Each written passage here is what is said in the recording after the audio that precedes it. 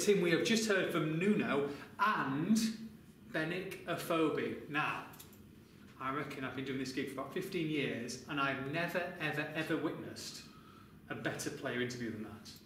He's pretty happy. Yeah, you've killed my line. That's just what I was going to say. You killed my line. You were going to do it before. I had to beat you to it. It's such a moron. How good's that? I mean, he is absolutely over the moon.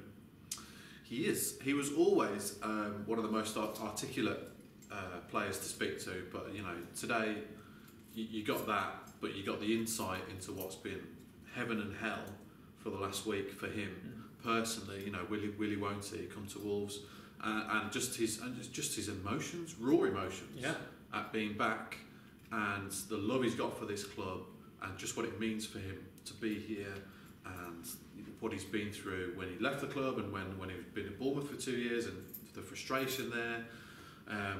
Incredible, really, just for someone to be so open, and it's very, very refreshing in this sanitised world of football media interviews where everybody's media trained, everybody sticks to a script. Yes. It is what it is, and there are criticisms of individual players. That's just the way it is. Nobody says anything really these days, and mugging's here has to kind of make it sound interesting. But you know what I mean. No, I jest. A lot of the Wolves players are very good indeed, but that's another level that is, and it's just great. It's great to hear that passion, and the fans will really enjoy reading that in the Express and Star. In the Express and Star tomorrow.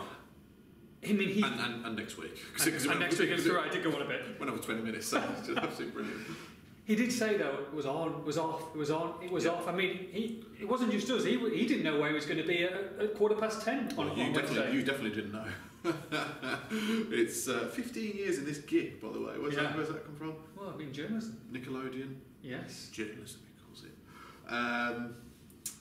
What's the question? I was saying that he didn't know until deadline time. As he said, 20 minutes before was when he kind of knew it would be happening, which is just crazy, and obviously extremely emotional and upset at it being off and delighted at it being on, and all the kind of emotions that we were all going through in the office as well, by the way. And he's relieved to be back. He really is, and very, very, very keen to get started and make an impact. I think when you think about the clubs and everybody, let's get him, don't get him, let's get him involved, you forget about the player, don't you? And the emotions that it messes with your head, doesn't it? And he openly said about that, and it is difficult for players, and sometimes we forget that. Yeah, well, I asked him if he was tempted to do an Odin Wingy and just turn up anyway, and he said he was. And he's had offers from other clubs, Premier League clubs, who told him that he would play in their team week after week, but it's the Wolves thing, it's the pull of Wolves, it's coming home, as he said. He's a London boy, but Wolverhampton feels like home. Now, for me, there's no comparison between those two cities at all. He's absolutely right. Right, okay, right, yes. Much rather go out in Broad Street, Wolverhampton than Camden, obviously. So, he's this is where he wants to be, and he's kind of said, he was adamant and insistent that he wanted to be here. Yes. And like I said, he's had options to go elsewhere, and he thanked Bournemouth for letting him go. Said they didn't want to let him go. Really, Eddie Howe didn't want to. And he said the way he's conducted himself has helped. What did he say? Nice guys do win sometimes, that kind of thing. Because he's hasn't kind of put a transfer request or got a strike or whatever. He's dealt well with Bournemouth. Sure. So and he's reaped that reward by getting what he wanted and what Wolves wanted. And at the same time, integration back into the squad is going to be a lot easier for him with a lot of players that he's very close to. So as he said, I think his few best mates are still here. Matt Doherty obviously is his best mate, said he spoke to him every day. Every day? Every day. Yeah. I mean, I speak to certain people every day and I'm sick of the sight of them, to be honest. But he's, come on, wasn't even talking about you. Stop being mean, I've given my day off to come for you. Don't put on that voice. It's not fair. It's Danny Bart, Connor Cody and Jordan Graham, called him and others. So he said that Dicko and Sacco and McDonald are the ones that have gone. But anyway, he said even the local press is still here. He said, which you again. Not quite happy about that. But it's of course the club has changed so much into his new owner, new manager, new staff, new ambitions, new everything's changed.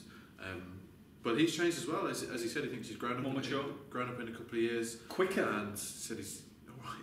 just let me get it out, man. Yeah, yes, quicker. Yes. And stronger. Better tactically as well, he says. Certainly at Bournemouth, you have to play a different style there. And he thinks that what he's learned will help Wolves now. And thoroughly impressed with what we've seen on the training ground already. Yep, and he's watched every single game on Sky this year as well, he says, so far, so he knows as much as he can about this team, and obviously, as I already said, he speaks to Doherty every day, so he knows what's going on here, and Nuno will take some adapting to, and as you know, and he'll take some adapting to Nuno and vice versa, but he's got a very good chance of settling in quickly, which is what we haven't seen with Wolves' other January edition, Rafa Mir, for obvious reasons, and you know, the summer signings, they took some integrating as well. That's not the case with Afobe. He knows so many people here already, he knows his club, he knows these fans, and that will help him settle. And he was so desperate to come that he made a little Instagram video a week ago for him to post. Yes, so he did. Yeah, he's just absolutely chuffed to bits to be back, and yeah, like I said, he's got what he wanted, and Wolves got what they wanted. But like Benik said, he's going to have to work to get into this team, and Nuno said exactly the same. There's no guarantees. He's not going to come straight. Well, he might do. You don't know what Nuno's thinking, but there's no guarantees for him going straight into the starting lineup, let alone the squad. I don't think he will start on Saturday tomorrow. To be honest, Nuno very rarely changes a winning team, and Bonatini came off the bench and did very well against Ipswich. You know, he'll be the forgotten man at the moment, but you cannot forget that man. He's scored 12 goals this season, and you know, you back him to have a bit of a resurgence, I think, in the second half of the season. He certainly looked like that against Ipswich. So where does Benik Afobe fit into that? Now, you've got the added problem of 6 low knees in the squad now. Only 5 can make it into the 18. Who do you leave out? Njai was man of the match last week. Willy Bolly plays week after week, so does Diogo Jota. Yeah. Vinagra's the only cover for Douglas, left wing back. Douglas has come off a couple of times injured this season. And then you've got Bonatini and Afobe, your 2 central strikers. So Nuno might say, look, we want Ina Bakari on the bench instead of 2 central strikers or Rafa Mir or Jordan Graham. So that's going to be a weekly conundrum now for Nuno. And I predict he won't start tomorrow, personally. But you expect him to be in the squad, probably on the bench then? Yeah, I would. Yeah, you'd expect they brought in a Premier League player this week, and he's fit. He's been playing. Yeah, exactly. He started 3 games this month already. He's played 20 games this season, so his fitness is fine. It's just his sharpness that might be an issue. What about team news then? Anyone else missing out for tomorrow? So Roman Sace misses out. He had a hamstring injury.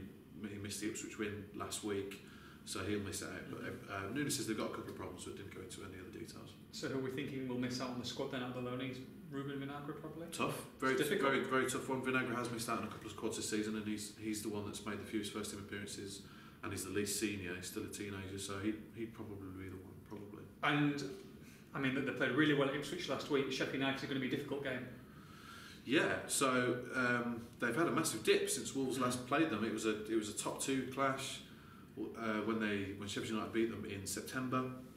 Conor Cody was sent off early on, of course, so that game was we were all looking forward to that game, and it just didn't materialise because Wolves down to 10 men and fell apart and lost 2-0. So Sheffield United have had a massive dip since then. They're down to 7th now. They're way off Wolves and 8 points off promotion now. So different prospects.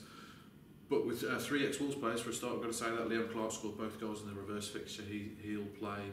Richard Stearman, I think, will play at Molineux for the first time since leaving the club, because he didn't play for Fulham when they came back. And Lee Evans, of course, who went this month as well. They've got plenty of dangerous players. Chris Wilder, excellent manager, will have them up for it, as we say. Sure. So, but if Wolves play like they did against Ipswich, they'll win. It's Wolves against Sheff United. It's Benik Afobe's return. Me and Tim will be at Molineux tomorrow for all the build-up on this one. Make sure you log on to expressandstar.com.